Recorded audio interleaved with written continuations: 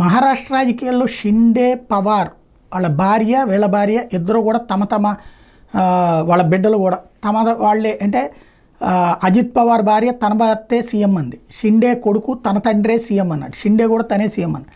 కానీ వాళ్ళిద్దరూ ఒప్పుకోవడానికి కారణం ఏంటంటే 132 సీట్లు వచ్చినటువంటి భారతీయ జనతా పార్టీ వీళ్ళు లేకున్నా ప్రభుత్వం ఏర్పాటు చేయగలరు. ఎందుకంటే శివసేనకు సంబంధించినటువంటి 20 మందిలో దాదాపు 14 మంది భారతీయ జనతా పార్టీకి టచ్లోకి వచ్చారు. అలాగే అజిత్ పవార్కి సంబంధించినటువంటి పార్టీకి సంబంధించినటువంటి కూడా 2/3 బీజేపీకి వచ్చేయడానికి సిద్ధపడుతున్నారు.